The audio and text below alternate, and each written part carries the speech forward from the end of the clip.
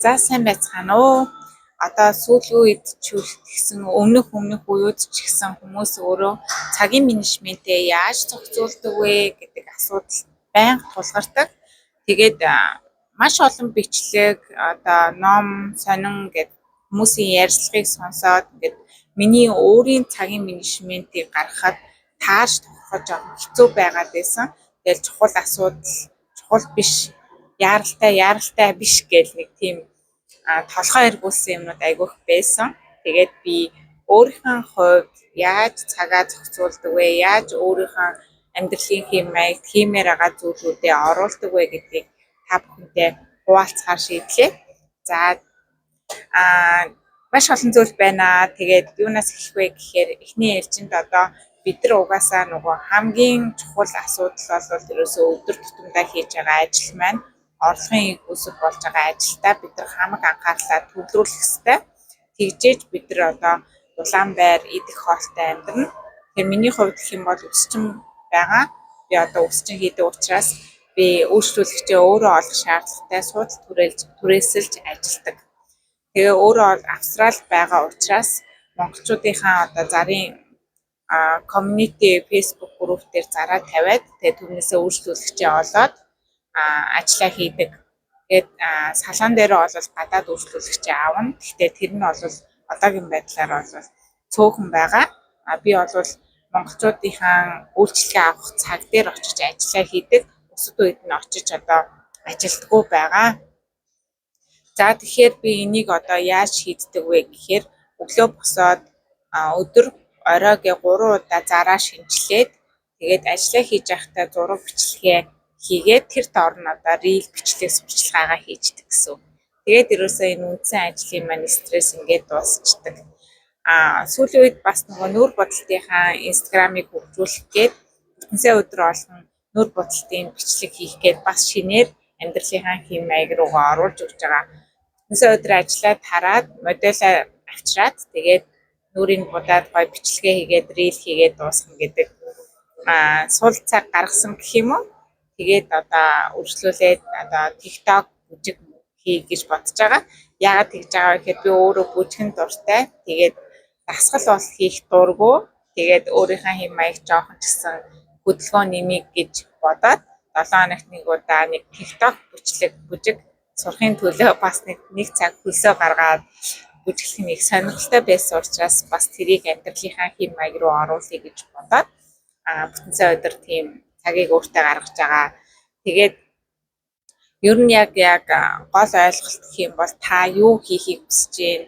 Одоо шинээр амьдралынхаа хэм маяг юу оруулахыг хүсэж байна? Тэрийг тодорхойлоод хизээ хаана яаж хийхээ тодорхойлчих юм бол тэгээ эн чинь өөрөө цагийн менежмент юм байна гэдэг яг базаад хэлэх юм бол ийм ойлголт байгаа.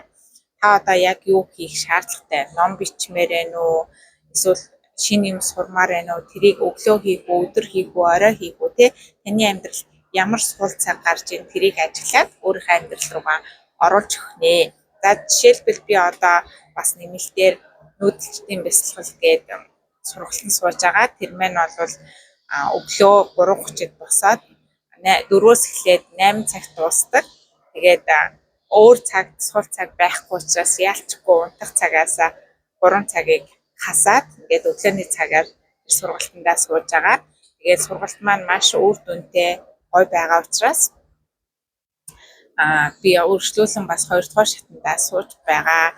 Тэгээд тэндээс маш их ойлголт ухаалыг олж авсан учраас та бүхэнтэйгээ бас яг тэр сургалтыг 100% ингээд ярьж болохгүй учраас зүгээр тэр сургалтын үр дүнгээр ингээд өөрийн миний ухамсарын түвшин, арай ухаарлын түвшин, арай дараагийн түвшин гарсан байгаагаа ингээд хуваалцах таатай байна. За тэгээд одоо энэ YouTube бичлэгээ би хизээ хийдэг вэ гэхээр ажилд багтаа үедээ ажлынхаа хажууд ойрхон газар сууж агаад ингээд бичлэгээ хийдэг. Бичлэгнийхаа санааг олоод шууд хийх гэхээр би завгүй байдаг учраас бичлэгнийхаа санааг бас Google Notes дээрээ утсан дээрээ тэмдэглэждэг. Тэгээд дараа нь тэндээсээ харж агаад өнөөдөр аль сэдвээр ярих уу, надад хэдэн сэдв байна гэдэг ч юм уу тэрийг харж агаад ярьдаг. Тэгэж өөрийнхөө амьдралынхаа хэм маяг руу газ тэмдэглээд бичээд ингээд төлөвлөгөөнд оруулчихаар стресс байхгүй, цагийн менежмент маш гоё, nice болдог байгаа. Тэгээд ном унших цагийг болохоор M-book гэдэг аппликейшнийг ашиглаад өглөө ингээ ажилдаа явахдаа чихвчээрээ 30 минут сонсчдаг. Тэгээд тэгж их бас ном унших цагийг амьдралдаа оруулж чадаагүй байна. Тэгээд сайн бодож агаад зарим нэг шин зуршлыг амьдралынхаа хиймайг руу оруулах гэж маш их урддаг. Хэдэн сар бодно штэ. За яах вэ? Би яаж өөрийнхөө амьдралын хиймайг ямар ч төвгүйгээр easy-гээр энийг оруулах вэ гэж бодож байгаад амьдралынхаа хиймайг руу оруулдаг гэх юм уу. Тэгээд явчихаар сүүлдээ ингээ одоо ингээ харахаар маш олон зүйлийг ингээд нэг өдрийн туршид 24 цагийн дотроо амжуулаад хийчихсэн юм шиг санагдаж байна. За хоёрдугаар гэх юм бол бас дасгал гэдэг зүйл бас амьдралынхаа хиймайг оруулъя гэж сонирхож байвал хоолоо идчихэд босоод нэг жоохон найгаад хөдлөөд гар хуруугаа эргүүлье гэдэг ч юм уу. Эхний ээлжинд тийм жижиг алхмаар ихлүүл бас зүгээр юм бэлээ. Яагаад тэгж зөвлөж байгаа вэ гэхээр Кайзен гэдэг номыг уншихад яг энэ жижиг алхмаар яаж том зүйлийг хийж болдог вэ гэдэг тухай ярьдаг. Та хүсвэл энэ номыг бас уншиж болно. Тэгээд одоогийн байдлаар ингээд 80-аад хувьтай ингээд стресс багтаагаар ингээд өөрийнхөө амьдралын хэм маяг руу зорж байгаа, хүсэж байгаа, хийхийг хүссэн, би хэн болох гэдэг байгаа юм бэ? Түүндээ зорьсон бүр сурыг хий гэсэн зүйлүүдээ ингээд оруулж чадсан байна. Тэгэхээр одоо ингээд нэг тийм сүртэй бодоод ах юм байдаггүй. Тэгээд бүхэл бүтэн яг өдөр 24 цагийг бүгдийг ингээд завсар цайгаа төлөвлөд хэрэггүй. Яг өөртөө бас 3-4 цагийг бас гаргаарай. Тэгэхгүй бол бас эсэргээрээ ингээд сөрөг нөлөөдөө бүх юм ингээд шахуу цагийн хуваартай айгүй стресстэй шүү. Тэгэхээр эхний удаадаа өдөрт 30 минутыг өөртөө зориулаад би юу сурах уу, юу танин мэдэх үү, эсвэл би шинээр юу туршиж үзэх үү, хийж үзэх үү гэх ч юм уу бодож агаад амьдралынхаа хэм маяг руу оруулж үзээрэй гэж хүсэж байна. За тэгээд энэ одоо яриад байгаа бүх сэдв маань миний ном гэсэн хэсэг дээр одоо 17 сэдвэр болол дарааллын дагуу орсон байгаа. Тэгээд тэргээр одоо өөрийнхөө амьдралын хэм маягийг аз жаргалтай мөрөөдлийн амьдралаараа амьдрах хэм маягт оруулаасаа гэж хүсээд тэр номыг бичиж тэр ойлголтуудыг гаргасан. Та бүхэн бас сонирхоод үзээрэй.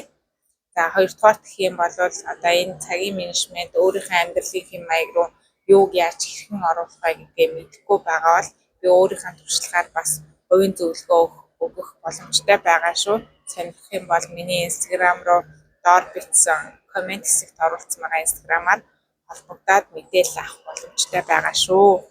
За ингээд амжилт хүсье та бүхэн байна.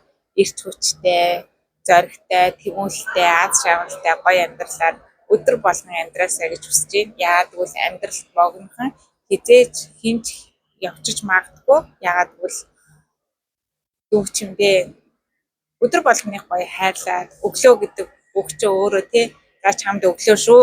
Энэ өдрийг чамд бэлгэллээ шүү. Чи энийг гоё үр бүтээлтэй ч юм уу. За үр бүтээлгүй байсан ч бас гоё ингээд өнгөрүүлээрэ гэж ертөнц бидэд дүүгдэг. Тэгэхээр энэ өдрийг хайрлаж өнгөрүүлээрэ гэж хүсэж байна. За амжилт хүсье. Дараагийн бичлэгээр уулзлаа. Түр баяртай.